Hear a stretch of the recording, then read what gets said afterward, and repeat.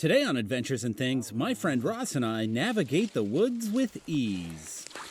Nothing looks too traily. Oh yeah, there's nothing here, man. I don't see any marker anywhere. Hi, I'm Michael Wright, a former professional alcoholic. Well, I drank like it was a profession, and after realizing that wasn't a lucrative career, I took up filmmaking and adventuring, and blended the two into the ever-brilliant Adventures and Things as an alternative. So join me on this journey as I rediscover this crazy world through sober eyes. So today I am joined with my good friend Ross Campbell, and I have to show him Vancouver Island within 10 days. 10 days to show him what the island has to offer. You excited for this? Vancouver Island. That's right. We're starting this journey off at Jordan River, and we're going to work our way up to Sombrio and then hopefully up to the North Island, but we'll see. We'll see where we go. Ross, you got places you want to stop? On the island. After that enthralling introduction, we were on the road to follow the Juan de Fuca Trail. We were going to hike the Juan de Fuca Trail, but due to injuries, we weren't able to do that. So we decided to just drive up and stop at the points of interest. However, it started raining quite a bit, and we were told not to get wet. So we kept going until the rain stopped, which was around Botanical Beach. And, well, here it is.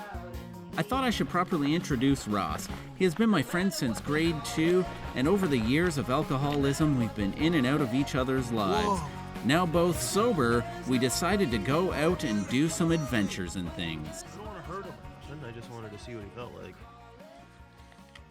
Botanical Beach is one of my favorite stops along the way because of the amazing tide pools that have a plethora of intertidal marine creatures. And Ross and I share our knowledge on the marine life. Is that what's called amoebas? Is that what's called an anemone or anemone? I don't know how to. How do you pronounce it? Anemone. It's Anemone is how it's spelled. At the risk of sounding too braggy, we moved along to explore more of the beautiful sandstone cutouts which were caused by waves smashing boulders into the sandstone. We're stuck here on this part of this point, and there's a whole bunch of sweet rock stuff we want to get to. And we can't climb up the 10-foot slimy rock wall. And it looks like wild lumberjack land up there, and we're going to try to find a route. We might have to cross over that wild beam there. I'm down for it. So that's going to be this morning's adventure and thing in one, because it's going to be hardcore. Yeah, it's not going to be easy at all. Look at this. You might even get a soaker. That's the 10-foot slime rock. This is where he has to cross. How do we even get here without getting wet? Oh. Ah! Darn it! Oh, it doesn't get any easier!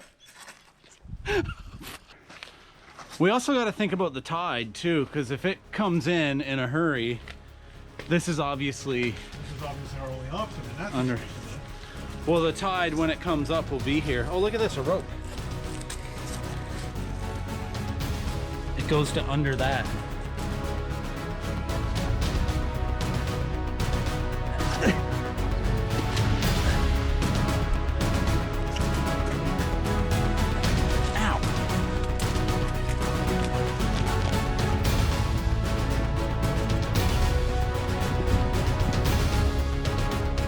Well, that was a lot easier than the music would have you believe.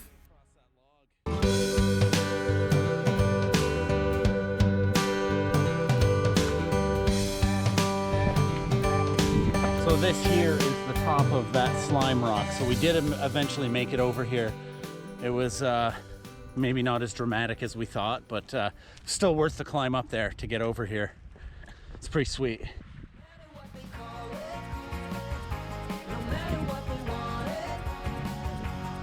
We were back on the road to get as far north of the island as we could and hopefully escape this rain.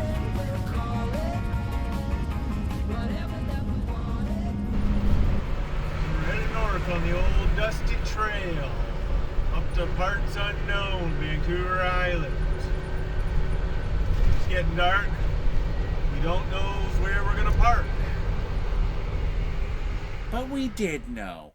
It was Oyster Bay, a place with a history so vast you could fit it onto a sign. We made a nutritious and delicious dinner. Wonder what the poor people are doing tonight. And had a musical sleep. After some lowbrow humor, we were on the road again. We had talked to a gentleman who said anything north of Campbell River was pretty wild. So we decided to head further north into Port Hardy and get some information on going even further north into Cape Scott. So it is all active gravel logging roads to get out to the Cape Scott Park. Yeah. And so you'd be parking here and then hiking either out to the Nell's Bite or Neeson's Bite. So these two beaches here. Neeson's is about 5.5 hours one way from the trailhead. Okay. If you're wanting to get out to the lighthouse itself, that's about 8 hours one way. San Joseph Bay is a 45-minute hike in, all wheelchair accessible trail, so very easy going to get into and out of. They even have some wagons that you can use to help pack your stuff down to the beach. Oh, wow. It's roughly an hour to an hour and a half from here to Holberg, and then another half hour, 45 minutes out to the trailhead. Okay. It is all active logging, so you do need to be mindful of the logging trucks since they have the right of way. Okay. And they are running what we call the Fat Boys out here, so they take up the entire width of the road. So you'll want to watch for pullouts and things like that to let those trucks pass you. Watch for blind corners. The road is going to be very rough right now, especially they might have gotten out and graded it yesterday, but it does get a lot rougher once you get onto the San Joseph Main. Okay. Okay. We always recommend at least one full-size spare tire. So is it logging roads now out of Port Hardy to Holberg, or is it a paved road to Holberg? All right all from here. logging roads, yes. Okay. Yeah. And you lose cell phone service about 5 kilometers out of Port Hardy, so there is no cell phone service out in this area. We're loading up on some supplies and we're going to drive into Cape Scott. We're going to hunker down in there for a couple days and tour around Cape Scott Provincial Park. It'll be an interesting trip.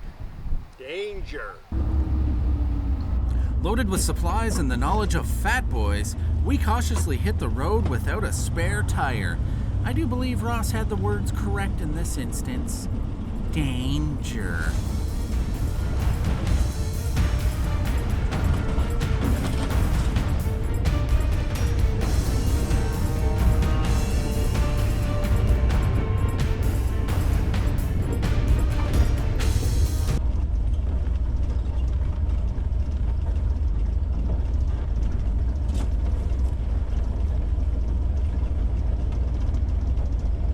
He's telling you to go.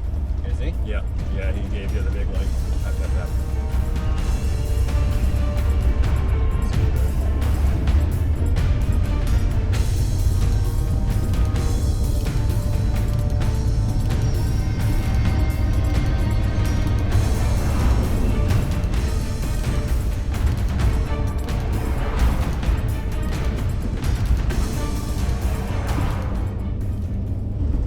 We are to expect the unexpected on this journey.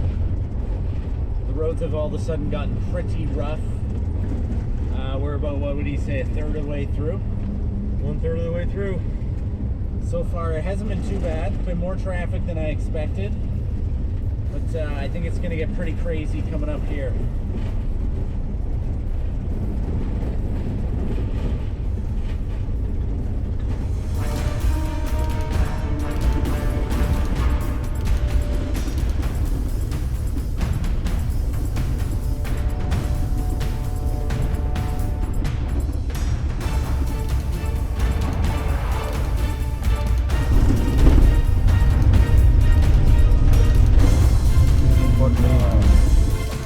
Can't move over too much more, dude.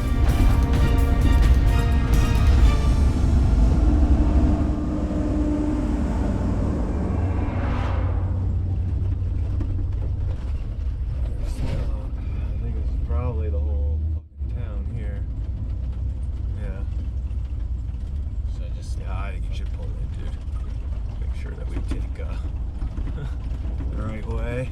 Here in Holberg, it's a pretty big metropolis here along the way. We had to stop. I wanted to get some wine gums, keep my blood sugar up. Recommendation from Ross. That first leg of the journey was pretty hairy. It was okay. We saw one logging truck, and now we're going down here. Ross asked the Pops in here that owns the store what it's like, and what would he tell you? We can do it. And that's what we needed to hear. And we're gonna do it. These wine gums are pretty good. Yeah, they're not bad. Yeah. Not a lot of exciting stuff happened for the rest of the drive, so this is us pulling into a very interesting campsite. Maybe we get out and walk around here. And into the water. I don't think it's the Rapture. This is the early stages of the rapture. Michael's scientific mind won't allow him to acknowledge the truth that is growing inside of us, but I can't stop it. It's got us!